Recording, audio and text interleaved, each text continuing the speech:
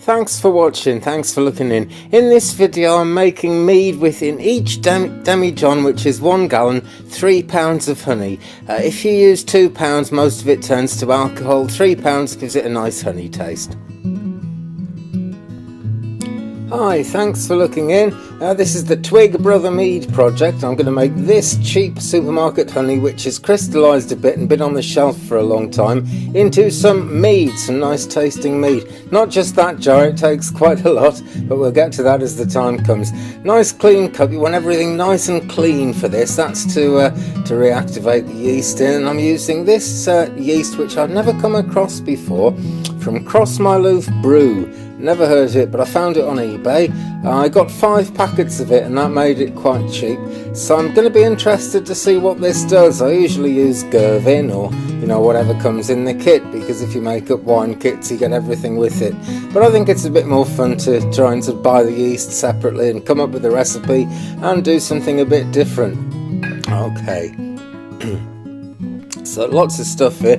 The main thing, as I say, is keeping everything sterile. That is the biggest thing that can cause a problem. So we've got some VWP there. This also helps to let the gases escape as the mead ferments without actually letting air in, so it helps to keep it sterile. You put some liquid in those and they bubble as they go. I'm sure you've seen them before. Just some more things to add to it. It's going to be a little bit of lemon juice, the juice of a lemon, in each of 2 demijohns that I'm going to do, because I'm going to make about 9.5 litres in the end, about 12 bottles. So I've got my nice stainless steel pan there to sort of melt everything down in, and you need a big pan actually, because it just about fill the demijohn up to here, with one lot. So you need the big pan, and I've got the temperature strip on there to help me observe the temperature, because the range on this yeast is it says, I think, that it dies at 12 or 30, but I've had it down below 10 at one point and it was still bubbling, because it's very much winter here. Okay, so we'll bring a few things together, start making a few things happen. I've got all the funnels and all the equipment and stuff ready there. That's really nice. And of course I've got this great big tub of honey as well, and I've got some Earl Grey tea. That's another thing I'm going to add, as well as the lemon juice, because that's going to give it some tannin. I'm not entirely sure what happens with tannin, but I know it's essential to the fermentation process. So there we go, rubbing my hands together with glee. And here's the honey I'm going to use. It's rather expensive, rather nice Suma honey, and I've got 3 kilos of it here, which I'm lucky to have, and I'm just going to use that to supplement the supermarket stuff, which isn't the best. I'm sorry I'm standing in the way of the light here. I shall have to learn from this for my next video. No getting away from that, but it's crazy. And there's the old wooden spoon that I'm going to use for everything, because I don't know, they say you shouldn't use plastic. I'm sure stainless steel is fine, but I like my old wooden spoon. So there it is. I've started to move things out of the way and get things ready. There's some sterilising solution in that demijohn there, and the firm lock is in there as well, so that nothing will get in there now I've started it, because once you've got things sterile and you're about to start and get stuck into it, it's quite important to go along with that. So I've got the kettle on, producing the water. I'm using berkey filtered water. I've got the British Berkfeld, or some people call it the Berkfield filtering system there, which is just a gravity filter. So we're all set now with the jug ready and the honey ready. You can see it's crystallised a fair bit in the bottom there. That doesn't matter too much. They found honey in the Egyptian pyramids in the tombs, sealed in there for thousands of years, and it is fine. But just to help that crystallisation come along a bit, I'm going to pour some hot water out. Well, it's not boiling hot, but fairly hot water out of the kettle in there. Just help loosen that up nicely, make sure it's nice and liquid when the time comes to do the thing. So there we are, the funnel is all ready, because I've now got the stainless steel pan on the heat. I'm mixing the honey with it. I'm going to bring it over. I'm going to start pouring it into the funnel just to bring it up. Experience gets you used to how much will fill the demijohn, but it's a whole gallon in there, so you've got plenty of room really.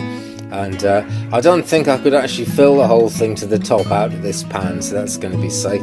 And there it is, up it comes just above the thermometer strip there, so I'll be able to tell how hot it is. And of course it's going to be important to leave it to cool before adding the yeast, because you can kill the yeast if it's too hot, although so far, as I say, I haven't managed to kill the yeast by it being too cold.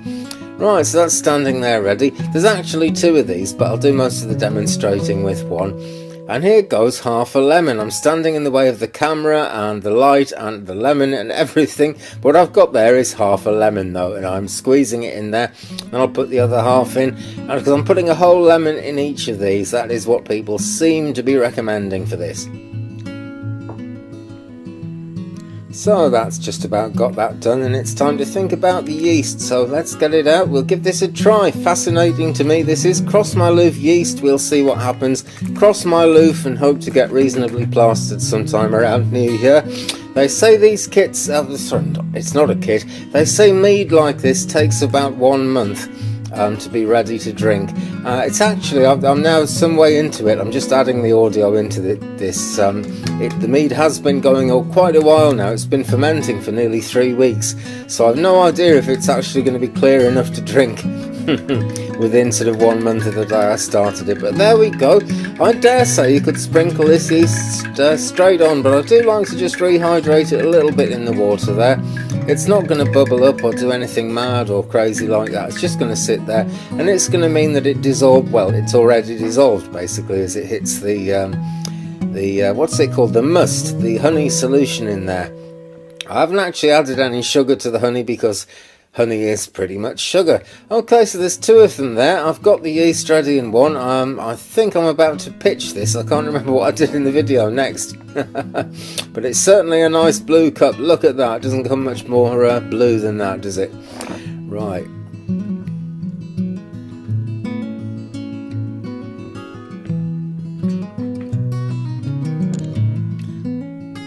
So we put the funnel in, fermentation lock out there, and I make sure I put the foam lock down somewhere that it's not going to get dirt on it. But since I'm just pitching this very quickly through the funnel there, I'll hold it in my other hand. It's important to keep it upright. If your mind goes off holding it upright, the sterilising solution comes out of it. I always put sterilising solution in mine just because insects and things can drop into it, and air can actually get in and travel back as it gets into the water in the bottom of the fermentation lock. So I actually put a little bit of the sterilising solution in there.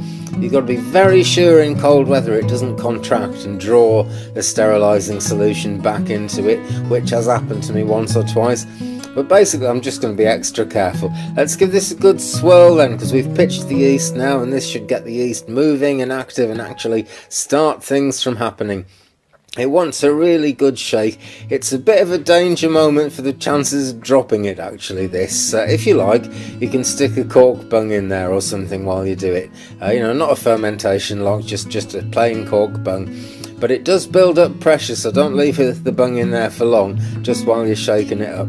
Okay, so we'll give the other one a go.